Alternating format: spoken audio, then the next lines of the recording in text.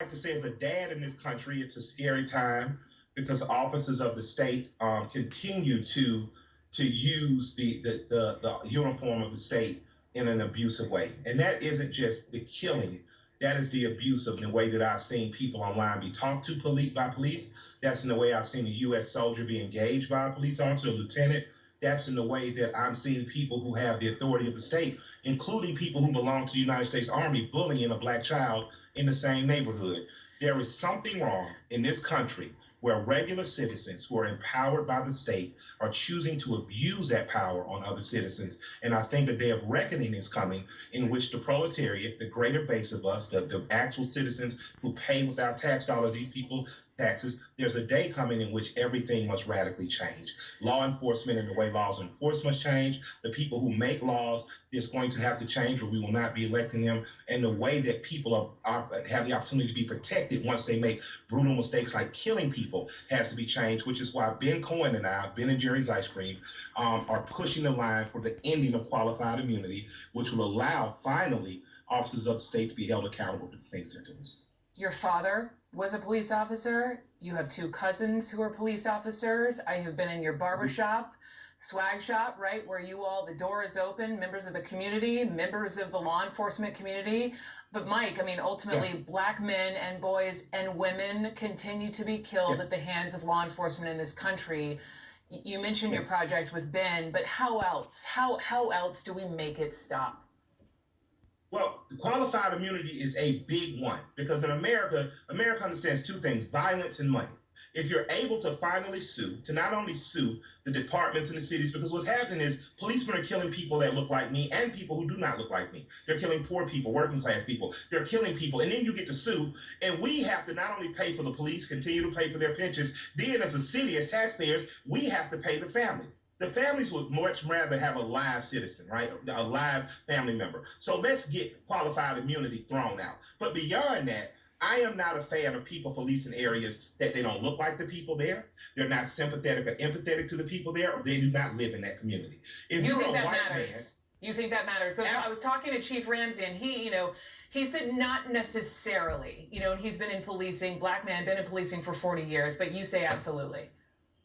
Absolutely. I have no personal disagreement with Chief Ramsey, but what I do say is Chief Elgin Bell out of Atlanta, Georgia, was inspired to be a policeman by the first 8 Black policemen in Atlanta who were not even allowed to carry guns or arrest white citizens. They had to change clothes in the Butler Street. Why? Because they weren't allowed to change clothes in a police station. It's because of those first 8 officers that Elgin Bell, one of our best police chiefs, became a police chief. It's because of those officers that men like my father and cousins were able to be policemen here. So I absolutely, unequivocally disagree. If your city is 50% Black and you don't have a 50% or better Black police force, then you're going to encounter problems. I don't care if that's Detroit, Chicago, Atlanta, Tampa, Jacksonville, or anywhere in between. If you're not only Black, but if you're not a Black person that's sympathetic and empathetic to the community. I introduced the world to Tommy Norman 7 years ago. Yes. Since then, you've got to see Tommy Norman communicate, deal with his community. You got a chance to see him marry a Black woman, got a chance to see him be a person who is sympathetic and empathetic to the people you're policing.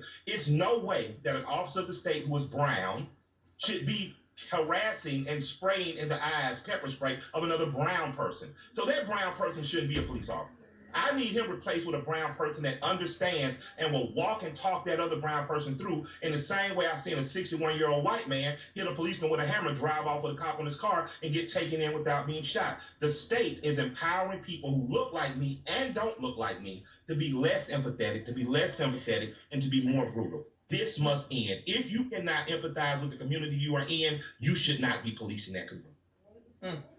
Just going to let that sit for a second. And I just want to broaden this out. This is really my last question for you is, something that you said once upon a time to me really sat in my heart. I wrote about it in my book. You offer, this is outside of law enforcement, something so simple. Every single person watching can do this. And it touched me so deeply when you said it to me in 2014. I had my team cut the soundbite, roll it. This is Killer Mike back in 2014. On a daily level, how can we make this better? First of all, we can get out of our comfortable norms. Meaning, you can go to a different church with a friend on Sunday and have a different experience. You can engage in a different social climate than you're accustomed to. You can make a friend that doesn't look like you, and you can find someone who's not like you to converse with and be open and honest with. Do you remember that and how that is so damn important? Absolutely. Absolutely. I challenge you who just heard that for the first time. I challenge the people that have heard it 7 years ago that may not have done it, do it. This Friday, go to Jummah with your Muslim friend. This Saturday, go to the synagogue with your Jewish friend. This Sunday, go to a Christian church with your Christian friend. Go to a different church or mosque or synagogue.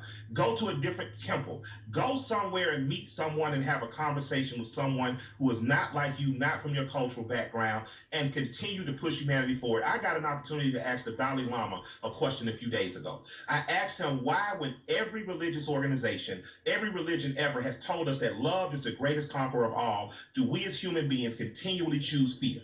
I don't know if he answered the question directly, but the answer he gave me was profound. We must put our religious and cultural differences aside and out the door and see ourselves as one species and race and people. The only way that you ever get to that oneness is to acknowledge your differences, to make friends with people who are different from you so that you can see and acknowledge the differences on a personal level and then begin to see the similarities that bond us all. The creator that put my people closer to the equator, which caused me to be darker with curly hair, is the same creator that caused people in the Caucasus Mountain to have lighter skin and longer hair. There is no difference in the origin and where we're from because we were created by a thing with a purpose to have us here to live in peace and love and harmony. And every day we choose not to connect with others is a day we choose chaos and warfare over that.